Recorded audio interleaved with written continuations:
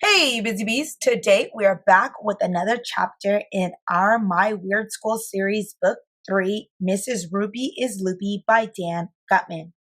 But before we get into our chapter of the day, we're going to get into our riddle of the day. Our riddle of the day is, what clothing does a house wear? Okay, and I'll tell you again. What clothing does a house wear? All right, and I will give you the answer at the end of our chapter. So let's pop open the book and fly through this adventure together. So last time we left off on chapter 3, where they had gone and they had had a lesson with this character that named himself George Washington. And the character went as far as stating, like, when they asked for a computer, they said computers weren't invented, right? It was 1790. And when they asked to go to the bathroom, bathrooms weren't invented. So we really don't know who the character is. Now we're going into chapter 4, Dumbheads. I took a seat in the lunchroom next to Ryan and Michael. Ryan stuck 2 of my carrot sticks in his nose, and I told him I'd give him a nickel if he ate them. He did, too. Me, I won't even eat carrot sticks before you stick them in your nose.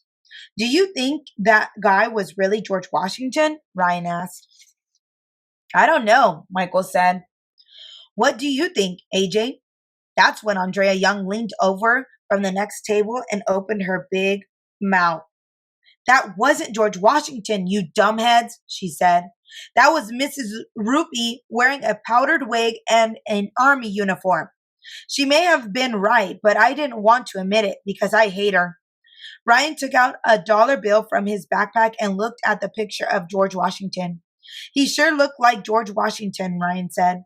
George Washington has been dead for like 100 years, Andrea said. Even if George Washington was still alive, Emily said, I'm sure he would have more important things to do than come to our school and read us stories. That's when it hit me. If that army guy was really Mrs. Roopy dressed up as George Washington, maybe Mrs. Roopy isn't a librarian at all. Maybe she's just pretending to be a librarian, I said, just like she was pretending to be George Washington. Yeah, Michael said. Maybe she's a kidnapper and she's got our real librarian locked up in an empty warehouse at the edge of town. I saw that in a movie once. We've got to save her, Emily said with tears dribbling down her cheeks. Then she went running out of the room. Doesn't that sound awfully familiar? There was only one way to solve the problem. We cleaned off our trays and went back to our classroom to ask Miss Daisy if George Washington was really Mrs. Roopy in disguise. Don't be silly, Miss Daisy said. As it turns out, Mrs. Roopy is absent today. She's homesick in bed. It must have been the real George Washington. But what does Miss Daisy know? Everybody knows Miss Daisy is crazy. And that is the end of our chapter for today. My goodness, we are going back and forth on who this army guy is. All right, so now we're going into the answer of our riddle for today. So our riddle was, what clothing does a house wear? And the answer is, drum roll please, address. Address. Do you get it?